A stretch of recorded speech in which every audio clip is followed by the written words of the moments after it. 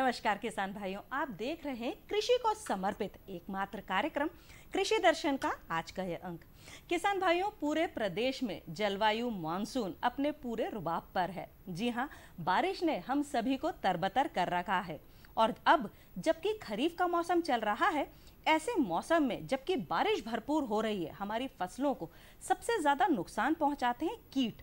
ये कीट व्याधियां ही हैं जो कि हमारे खेती को नुकसान तो पहुंचाती ही हैं, साथ ही साथ जो खेती हमारे लिए लाभ का सौदा साबित होने वाली रहती है, वही हमारे लिए नुकसानदायक हो जाती है। तो क्या हम ऐसा कर सकते हैं?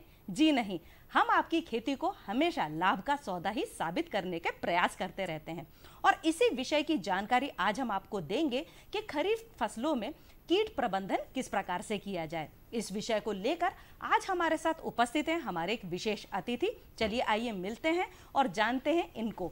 जी हाँ, आज हम आपको मिलवा रहे हैं डॉक्टर वीरबल कुशवाहा से।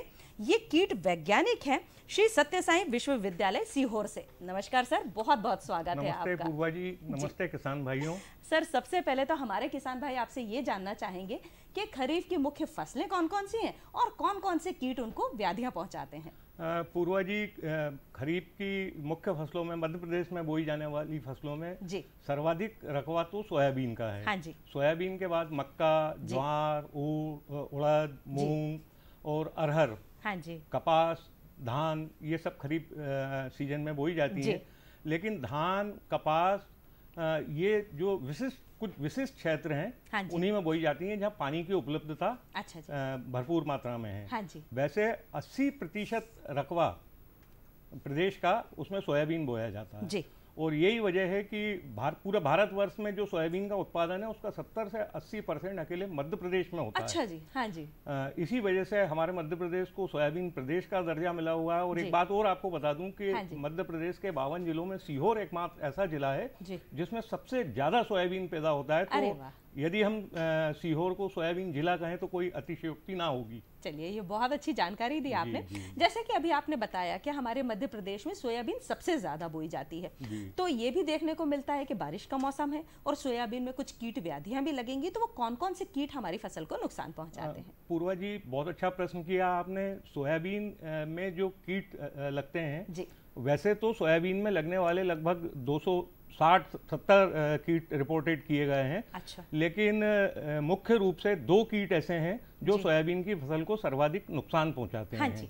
अगर हम स्टेज बाय स्टेज बात करें तो सोयाबीन की फसल में जो शुरुआती प्रारंभिक अवस्था में जो कीट नुकसान पहुंचाते हैं, मेरा मतलब बोने से लेके उगने से वानस्पतिक वृद्धि और फूल आने की अवस्था तक में, तो वो सबसे ज्यादा है पत्ती भक्षक कीट, जैसे ग्रीन सेमी लूपर, जिसको हरी अर्धकुंडला इल्ली बोलते हैं, तंबाकू इल्ली, हाँ, ये फूल आने की स्थिति तक ये सब कीट जो हैं सोयाबीन की फसल को नुकसान पहुंचाते हैं। अच्छा, उसके बाद दूसरा वर्ग जो आता है कीटों का, वो है तना छेदक और तना मक्खी जी, जो तने को अंदर नुकसान पहुंचाए, तने को डैमेज करके। आप लेकर आए हैं जो हमारे किसान भाइयों को अगर हो आपके पास तो आप प्लीज बताएं। ये जैसे ये एक गर्डल बीटल चक्रभृंग, जिसे हमारे किसान भाई रिंग कटर के नाम से भी जानते हैं। हाँ जी। ये रिंग कटर और तना मक्खी 2 ऐसे कीट हैं, अगर इन्हें समय पर नियंत्रित ना किया जाए तो ये सोयाबीन की फसल को 50 से 60% तक की हानि पहुंचाते हैं। अच्छा जी। सबसे ज्यादा नुकसान ये गर्डल बीटल या चक्रभृंग के कारण होता है जी। इसके अलावा तना मक्खी है। तना मक्खी का थोड़ा सा जीवन चक्र की ओर अगर हम जाएं तो तना मक्खी पौधे की पत्तियों पे अंडे देती है और अंडे से जो मैगट या इल्ली निकलती है वो पास की किसी भी बैन में बोर करके तने में प्रविष्ट हो जाती है और ऊपर से नीचे की ओर पूरे तने को अंदर ही अंदर खोखला करते हुए जड़ तक पहुंच जाती है। जो टैप रूट रहती है पौधे की, जो मूल जड़, उसको कट करके और जमीन में उतर जाती है। अच्छा, यानी मतलब कि सबसे पहले जो कीट है वो पत्ते के ऊपर आक्रमण करता है और पत्ते को खाने के बाद में धीरे धीरे तने को छेद करके अंदर सीधे नीचे पहुंच। पूर्वा जी, पत्ते खाने वाले कीट अलग हैं। अच्छा जी। जैसे हरी कुंडला इल्ली, नीला भृंग। आपने जो पत्ते लेकर आए इसमें खाया हुआ है, तो मुझे ये लगा कि शायद इन्होंने पत्ते खाए। ये देखिए, पत्ता जो खाने वाले कीट होते हैं उनका रिजल्ट हमें पत्ते पे इस तरह से दिखाई देता है। ये पत्ता खाया हुआ आपको दिख रहा है। ये सब हरी अर्धकुंडलक इल्ली, तंबाकू इल्ली या नीला भ्रंग करके होता है, ब्लू बीटिल जिसे कहते हैं, हाँ, ये सब उनका है। अच्छा। दूसरा फेज शुरू होता है तने पे अटैक करने वाला, जो मैंने आपको बताया कि चक्र भ्रंग, जिसे हमारे किसान भाई रिंग कटर के नाम से जानते हैं, वो और एक स्टेम फ्लाई या तना मक्खी, ये दोनों कीट ऐसे हैं जो तने में छेद करके ऊपर से नीचे की ओर जाते हैं। अच्छा। अब जैसे चक्र, और तीसरा वर्ग है कीटों का, वो जमीन में अंदर रह के फसल को नुकसान पहुंचाता है। अच्छा। उसमें प्रमुख रूप से एक व्हाइट ग्रब या सफेद लट जिसे कहते हैं वो, और दीमक है। व्हाइट लट जमीन में रह के, सफेद लट जमीन में रह के जड़ को काट के नुकसान पहुंचाती है। और जो हल्की और रेतीली जमीनें हैं उनमें दीमक भी पाई जाती है, जो कि फसल को काफी हानि पहुंचाती है। तो जैसे अभी आपने बताया कि एक चक्रभ्रंग है, एक तना मक्खी है, इनसे बचाव किसान भाई किस प्रकार से करें? किसान भाई, इनके बचाव से पहले मैं किसान भाइयों को थोड़ा सा, बात लंबी होगी, माफ कीजिएगा। नहीं बिल्कुल, थोड़ा सा इसके जीवन चक्र को अगर समझ ले तो इसके नियंत्रण में बहुत आसानी होगी। ये चक्रभ्रंग की शुरुआत होती है पिछले वर्ष बोई हुई फसल से। अच्छा। पिछले वर्ष हमने जो सोयाबीन बोया है उसके अवशेष में इसकी सूंडी अक्टूबर नवंबर के माह से लेकर अगले वर्ष बरसात आने तक, मतलब जून अंत तक वो सुसुप्तावस्था में, प्यूपा की अवस्था में छोटे छोटे से डंठलों में अपने आप को कवर करके वो पड़ी रहती है। और जैसे ही फसल को फिर वो नुकसान, हाँ, जैसे ही बारिश आई, बरसात की पहली बौछार के साथ ही वो प्यूपा एडल्ट में परिवर्तित हो जाता है, वयस्क में। और मादा वयस्क, सोयाबीन बोने के 20-25 दिन की जब फसल हो जाती है हमारी, तो वो मादा वयस्क जो है सीधे तने के ऊपर आक्रमण करती है, मुख्य तने के ऊपर सोयाबीन फसल के। अच्छा, उसके आक्रमण करने का तरीका ये है कि वो 2 रिंग बनाती है जी। और उन दोनों रिंग के बीच की दूरी लगभग 1 इंच के लगभग होती है। अच्छा। और मादा वयस्क हमेशा जो निचला रिंग है, निचले रिंग से लगभग 2 से 3 मिलीमीटर ऊपर एक, आप गौर से देखेंगे तो एक छेद दिखाई देगा। अच्छा। उसमें अंडा रोपण कर देती है। उस अंडे से 3 या 4 दिन के बाद मैगट निकलती है, जो कि हल्के से पीले रंग की होती है और चावल के दाने के आकार की होती है। वो धीरे धीरे तने में ऊपर से नीचे की ओर बढ़ते हुए तने के अंदर के मटेरियल को खाते हुए नीचे जड़ तक आती है। अल्टीमेटली रिजल्ट ये होता है कि पौधा जो है सूख जाता है, बिना फल फूल आए खत्म हो जाता है। उसकी पहचान का तरीका ये है कि इसका जो भी, जिस दिन भी आक्रमण हुआ उसके तुरंत बाद जहां इसने रिंग बनाए हैं उसके ऊपर का हिस्सा मुरझाने लगता है। अच्छा। तो हमें समझ लेना चाहिए कि हमारे खेत में गर्डल बीटल या चक्रभ्रंग का आक्रमण हो गया है और तुरंत उसको नियंत्रण के उपाय करना चाहिए। नियंत्रण के उपाय बताएं आप हमारे। नियंत्रण के उपाय में ये है, वैसे तो हमें सभी तरीके अपनाना चाहिए। अभी मैंने जैसे आपको बताया कि इसके जो पिछली फसल के अवशेष हैं वो हमारे खेत में पड़े रहते हैं, उनमें इनकी प्यूपी सुसुप्ता अवस्था में रहती है। तो एक कल्चरल कंट्रोल होता है, कर्षण नियंत्रण, जिसे किसान भाई खुद ही कर सकते हैं और करना भी चाहिए। वो ये है कि गर्मी के मौसम में हम गहरी जुताई करें, मिट्टी की जो उलट पलट जो मिट्टी पलटने वाले हल से जुताई करें। उससे क्या होगा कि जमीन में इसके जो भी अवशेष पड़े हुए हैं वो तेज धूप में, मई जून की धूप में नष्ट हो जाएंगे। दूसरा, एक स्वच्छ कृषि, क्लीन कल्टीवेशन। खेतों में जो है सोयाबीन बोने के 45 दिन तक हम कम से कम कोई कचरा वचरा उसमें ना होने दें, साफ रखें, मेढ़ों को साफ रखें, उस पर घास वास जो उगती है उन्हें। अंत में हमारे पास बचता है केमिकल कंट्रोल, रासायनिक नियंत्रण। रासायनिक नियंत्रण को अगर हम प्रारंभिक अवस्था में करेंगे, इंसेक्ट को प्रारंभिक अवस्था में ही कंट्रोल कर लेंगे, तो स्वाभाविक है कि हमारे किसान भाइयों का धन, श्रम, समय सबकी बचत होगी। प्रारंभिक नियंत्रण के समय क्विनोलफास 20 EC या क्लोरीपाइरीफॉस 25 EC, इस तरह के जो इंसेक्टिसाइड हैं, कीटनाशक हैं, वो 1 से 1.5 लीटर प्रति हेक्टेयर की दर से हमें इनका स्प्रे करना चाहिए। जैसे कि आपने बताया कि क्विनोलफास और क्लोरोपाइरीफास, इनकी मात्रा का पूरा ध्यान रखेंगे तो किसान भाई जरूर इस जो बीमारी है, जो कीट है, इससे नियंत्रण पा सकते हैं। तो किसान भाइयों को आप एक बार फिर से बता दीजिए इनकी जो मात्रा है वो कितनी होनी चाहिए। किसान भाइयों से मैं कहना चाहूँगा कि हमें जो भी मात्रा बताई जाती है, जैसे हमसे कहा जाता है कि हमें 1 एकड़ जमीन में लगभग 15 पंप 600 से 700 लीटर पानी पर हेक्टेयर हमें यूज़ करना चाहिए। पर 1 हेक्टेयर का मतलब 2.5 एकड़। लेकिन हमारे किसान भाई 3-4 पंप में ही 1 एकड़ ज़मीन को स्प्रे कर डालते हैं। अच्छा। एक तो उससे हमें नियंत्रण ना कर पाने वाली स्थिति पैदा होती है। दूसरा, जो उनको रिकमेंडेड डोज बताया जाता है कि आपको इतने ml लेना है, वो या तो उससे कम लेंगे या बहुत सारा ले लेंगे, ज़्यादा ले लेंगे। तो जो एक अनुपात है उसके अनुसार चलेंगे तो निश्चित तौर पर सफलता निश्चित तौर पर कंट्रोल होगा। जी।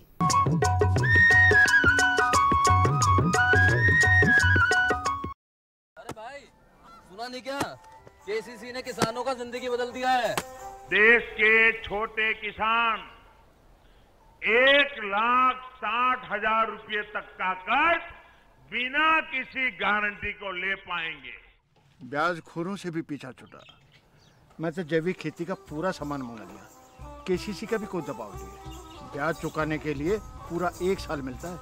समय पर भुगतान करने पर केवल 4% के सालाना ब्याज पे लोन मिल गया मुझे। अपना आधार कार्ड, लेटेस्ट फोटो और जमीन के कागजात लेके अप्लाई करो बस। और नामांकन भरने के लिए जेब भी ढीली नहीं करनी पड़ी।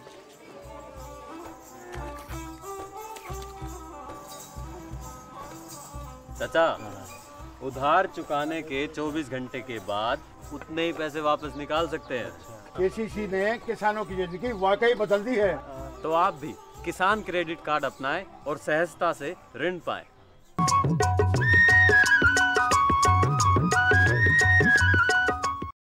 जी, जो सर आपने बताया कि जो धान की प्रमुख कीट होते हैं, तो क्योंकि इस समय पर धान में भी कीट लगेंगे, तो कौन कौन से कीट हैं जो हमारे किसान भाइयों के धान की फसलों को नुकसान पहुंचाते हैं और उनसे नियंत्रण किस प्रकार से किया जाए?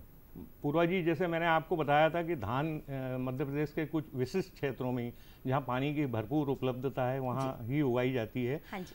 वैसे धान में जो प्रमुख कीट हैं वो एक तो होता है खरीफ का टिड्डा।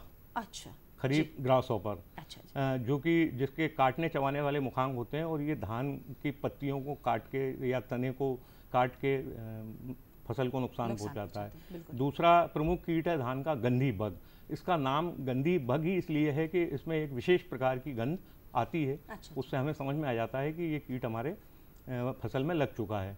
तीसरा होता है आर्मी वार्म। जैसा कि इसके नाम से स्पष्ट है, ये आर्मी की तरह फसल पर अटैक करता है और अगर इस पे ध्यान ना दिया जाए तो रातों रात ये पूरी फसल को नष्ट कर देता है। उसके बाद कुछ फुदके होते हैं, हरा फुदका होता है, भूरा फुदका होता है, फुदका यानी हॉपर जिसे बोलते हैं। ये रस चूसने वाले कीट हैं। ये प्लांट सेप को, पौधों के रस को चूस के उसे नुकसान पहुंचाते हैं। इस तरह से ये 5-7 आपने बताया है ये नुकसान पहुंचाते हैं। अब इनसे बचाव किस प्रकार से किया जाएगा? इनसे बचाव के लिए जैसे मैंने अभी पिछली बार बताया आपको, पिछली फसल में जो क्लोरीपाइरिफास या क्विनोलफास है, डाइमिथोएट, आजकल एक बढ़िया इंसेक्टिसाइड आया है जो छोटे छोटे सेव, बारीक सेव रहते हैं उनकी तरह है। नाम है उसका इमामेक्टिन बेंजोएट। काफी प्रभावी इंसेक्टिसाइड है। इमामेक्टिन बेंजोएट नाम बताया आपने। इमिडाक्लोपिड है। इमिडाक्लोपिड को 1 ml पर लीटर ऑफ वाटर, 1 लीटर पानी में 1 ml मिलाएं। इमामेक्टिन को 500 ग्राम आप ले लें, आधा किलो, और उसको अपने आवश्यकता अनुसार पानी में घोल के उसका स्प्रे करें। ठीक। तो इनसे ये सब कीट कंट्रोल हो जाएंगे। अच्छा, ये तो आपने बताया जो है रासायनिक कीट नियंत्रण के लिए, लेकिन क्या किसान भाई जैविक कीट नियंत्रण से भी तो एक अच्छा उपाय है, तो उसके बारे में बताएं कि वो किस प्रकार से? बहुत अच्छी बात कही है आपने। आजकल जैविक नियंत्रण का तो समय आ रहा है और ऑर्गेनिक खेती को सरकार बहुत बढ़ावा दे रही है। और जिस तरह से हम कीटनाशकों का या दूसरे कृषि रसायनों का प्रयोग कर रहे हैं तो हमारा स्वास्थ्य पे, मानव के स्वास्थ्य पे विपरीत असर पड़ रहा है। मानव स्वास्थ्य के साथ साथ जो पर्यावरण है, भूमि की जो एक कहना चाहिए स्वास्थ्य है, जैसे कि हम जीवित हैं वैसे ही भूमि भी जीवित है। भूमि के जो स्वास्थ्य उसको भी जो एक नकारात्मक प्रभाव पड़ता है, पर्यावरण को भी पड़ता है, मानव स्वास्थ्य को भी पड़ता है, आगे आने वाली पीढ़ियों को भी नुकसान पहुंचता है। तो ये हम लगातार समझाते आए हैं किसान भाइयों को कि जैविक खाद उपयोग में लाएंगे, जैविक कीटनाशक उपयोग में लाएंगे तो निश्चित तौर पर आप भी स्वस्थ रहेंगे, आपकी मिट्टी भी स्वस्थ रहेगी और आने वाली फसल भी स्वस्थ रहेगी। तो जी बताएं कि कैसे हो सकता है? जैसे नीम ऑयल का नाम सुना होगा आपने। बहुत नीम का तेल जो हमारे किसान नीम का तेल बहुत सिंपल सा फार्मूला है कि 5 ml पर लीटर पानी में आप नीम का तेल डालें और उसमें 1 ग्राम, ये कपड़े धोने का जो डिटर्जेंट पाउडर है। अच्छा, कपड़े धोने का डिटर्जेंट नीम के तेल में? नीम के तेल में 1 ग्राम 1 लीटर पानी में डिटर्जेंट पाउडर और 5 ml नीम का तेल, इन दोनों को मिला के 15 लीटर के पंप से आप जो है 15 या आपके पास जो भी उपलब्ध स्प्रेयर हो उससे स्प्रे करें तो उसका भी आपको बड़े सार्थक परिणाम मिलेंगे। आसान एक तरीका हुआ, किसान भाइयों को ज्यादा खर्चा भी नहीं करना है और जो फसल है वो हमारी कीट मुक्त हो जाएगी। तो किसान भाइयों इस बात को आप जरूर ध्यान में रखें कि सर ने जो बताया है बहुत ही एक आसान सा तरीका कि नीम का तेल और डिटर्जेंट पाउडर आपका जो स्प्रेयर है उसमें डालें आप, और सर इसको क्या शेक करना पड़ता है किसी तरीके से मिलाना पड़ता है? अच्छा तरह हिला के उसको मिला लेना चाहिए। इसके अलावा और भी बहुत सारे जो ऑर्गेनिक तरीके हैं इसको बनाने के, जैसे गोमूत्र है, ये आख होता है अकौआ का, जिसके फूल शंकर भगवान को चढ़ाए जाते हैं, उसकी पत्तियां, नीम की पत्तियां गोमूत्र में अच्छे से 15 दिन तक सड़ा लें और उसका अर्क निकाल के उसका स्प्रे करें आप, वो भी उसके भी अच्छे परिणाम आपको मिलेंगे। बहुत सिंपल तरीके हैं और कम खर्च के तरीके हैं, लेकिन ये है कि आपको उसको सड़ाने में 15 दिन इंतजार करना पड़ेगा। वो हमारे किसान भाई कर नहीं पाते, उन्हें तो फटाफट परिणाम चाहिए, तो वो दुकान पे गए, एक इंसेक्टिसाइड की बोतल ली और स्प्रे कर दिया। जी जी जी। डॉक्टर साहब ये बताएं आप कि जो मूंग और उड़द है उसमें कौन कौन से कीट लगते हैं और उनसे हमारे किसान भाई अपने फसलों को कैसे बचा सकते हैं? पूर्वा जी, मूंग, उड़द और अरहर में लगभग एक जैसे ही कीट लगते हैं। अच्छा। इसमें इन कीटों को भी 3 वर्ग में आप बांट सकते हैं। जैसे पत्ती और फूल जो प्रारंभिक अवस्था है फसल की, उसको खाने वाले कीट, तो उसमें वही तंबाकू इल्ली हो गई, चने की इल्ली हो गई, हेलियोथिस आर्मीजेरा, हरी अर्धकुंडलक इल्ली, नीला भ्रंग, ये पत्ती से लेके फूल आने की अवस्था तक फसल को नुकसान पहुंचाते हैं। अरहर की फसल में एक पत्ती लपेटक कीट लगता है जो पत्ती को मोड़ देता है, और उसके बाद जो दूसरी स्टेज आती है वो आती है तने को नुकसान पहुंचाने वाली, तो उसमें वही तना मक्खी, और मैंने जो बताया था सोयाबीन में लगती है आपकी चक्रभ्रंग,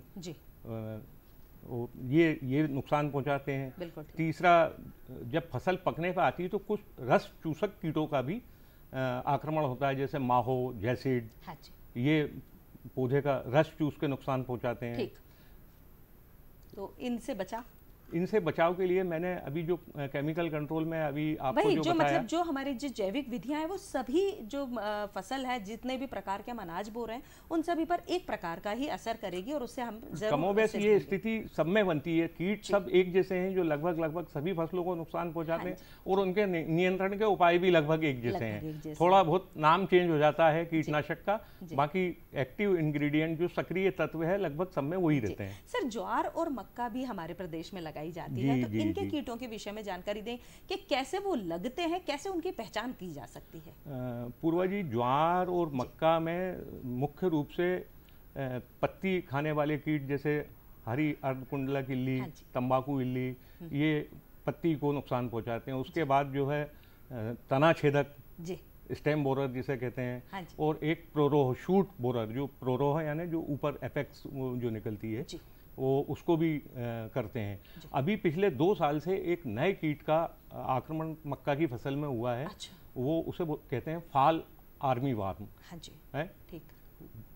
ये 2 साल से हमारे क्षेत्र में आया है, और ये भी इतनी, जैसे धान में मैंने बताया कि आर्मी, जो नाम से ही प्रतीत हो रहा है आर्मी वार्म के आर्मी की तरह अटैक करेंगे और बिल्कुल बहुत ही कम समय में फसल को खत्म कर देंगे। लेकिन ये थोड़ा सा उससे भिन्न है। धान में जो आर्मी वार्म लगता है उससे थोड़ा सा अलग है।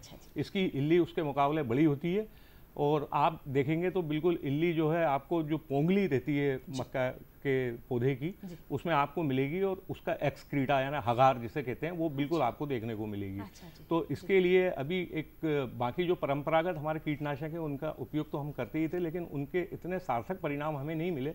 अभी जो मैंने आपको बताया इमामेक्टिन बेंजोएट और इमिडाक्लोप्रिड, इसके बहुत सार्थक परिणाम मिले हैं। मैंने अपने क्षेत्र में लोगों को सिफारिश की थी और उन्होंने मुझे बताया कि बहुत अच्छे रिजल्ट मिले हैं। तो उसको 500 ग्राम इमामेक्टिन बेंजोएट और उसके साथ 500 ml इमिडाक्लोप्रिड, वो हम लें और दोनों को मिक्स करके उसका पर हेक्टेयर के हिसाब से स्प्रे कर दें तो उसके बहुत अच्छे परिणाम मिलेंगे, वो बिल्कुल कंट्रोल होगा। डॉक्टर साहब, आप आए हमारे स्टूडियो में और हमारे किसान भाइयों को इतनी अच्छी जानकारी दी, उसके लिए आपका बहुत बहुत धन्यवाद। नमस्कार किसान भाइयों, आपने आज जाना कि किस प्रकार से हम खरीफ के मौसम में कीटों से अपनी फसल को बचा सकते हैं और फसलों को लाभ का सौदा साबित कर सकते हैं। अगले अंक में फिर होगी मुलाकात कुछ अन्य कृषि संबंधित जानकारियों के साथ। तब तक के लिए पूर्वा को आज्ञा दीजिए। नमस्कार।